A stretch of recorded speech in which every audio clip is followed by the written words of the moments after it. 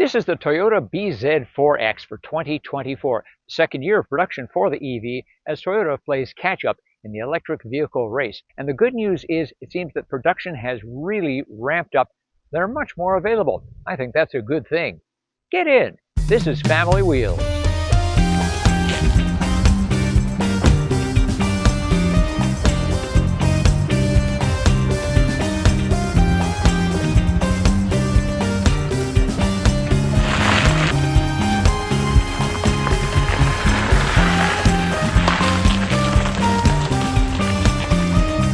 The bZ4X runs on electricity, but Family Wheels is charged up by your likes, so take a moment to give this review a like. It helps keep the channel rolling. While you're doing that, subscribe and click the little bell for notifications. Any thoughts about the Toyota? Leave a comment. Thanks. The bZ4X is a solid first effort by the automaker that dominates the gasoline-electric hybrid field.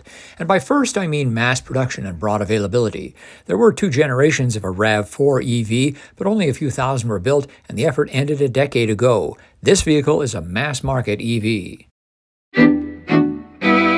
The range of our Toyota EV is right in the zone as far as competitors go. We're looking at 400K. That's sort of the current standard for a lot of vehicles. It's going to be less if you order the all-wheel drive version. You can actually do a bit of traveling on that if you are in an area that has a decent number of charging stations, public ones that is. Now, it should be obvious that this is not intended to be a sporty vehicle. We've got about 200 horsepower, and the modes are eco, no eco. So we're in regular here. Let's test the PEP.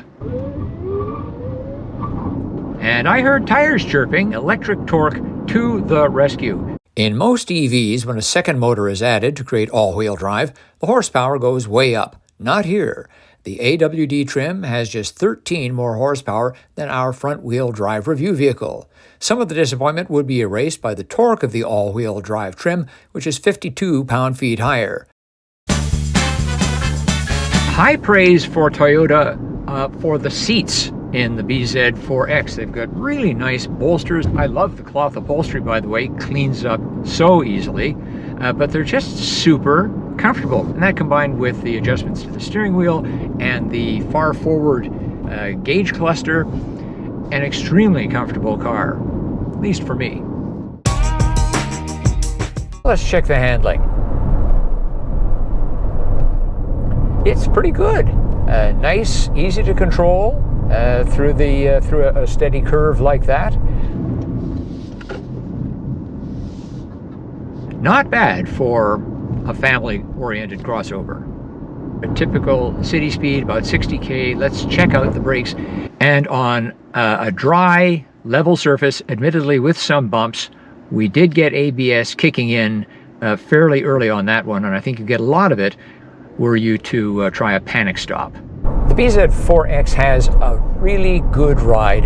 It handles the bumps as well as a vehicle of this size can. Additionally, it's very quiet. Well, of course, it's an EV. But even in the world of electric vehicles where you don't have engine noise, Toyota has done a good job of damping the external noise, vibration, and harshness. Let's take the bZ4X down our neighborhood bumpy road with its patches and potholes and speed bumps. See how it handles those. And I think it does very well. When I first saw a bZ4X on the street, I was alarmed because it was white and it has those composite panels up front. Tremendous contrast. It's sort of wrapping around the front wheel well. Didn't like it. Still don't like it on light colors where there's too much contrast. But let me say this.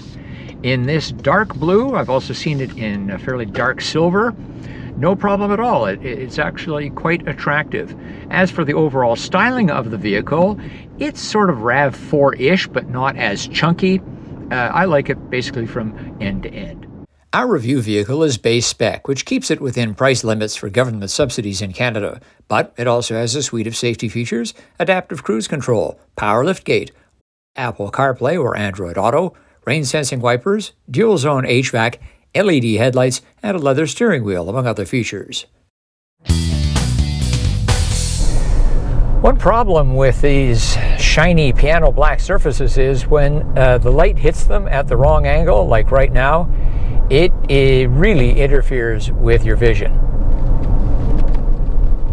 There are some nice to haves that might be included or should be included on a vehicle like this, and the number one is a rear wiper. I realize it's got more of a sedan style slope to it, but I think we could do with a rear wiper.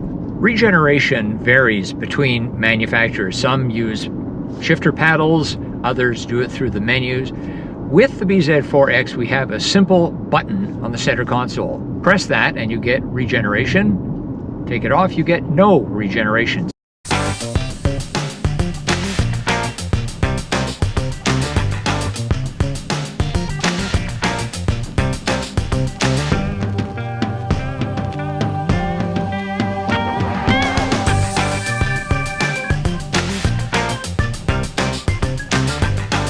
The bZ4X passes our Family Wheels child seat test. Behind me, the kind that takes up the most room, rear facing. Up front, well, I'm 5 feet 11 inches tall, 180 centimeters, and I've got a decent amount of room between my knees and what will usually be the glove box door. There is no glove compartment on this car. I should point out that there is a purse bin underneath here. In it, by the way, 2 USB-C connectors.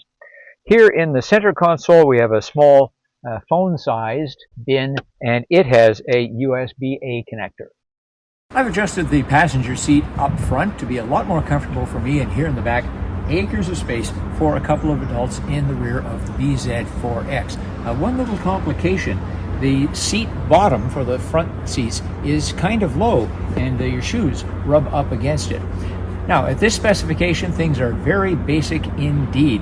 No heated seats, no USB ports in the back. There are a couple of blanking plates here. There are the usual HVAC outlets, and of course no sunroof or moonroof.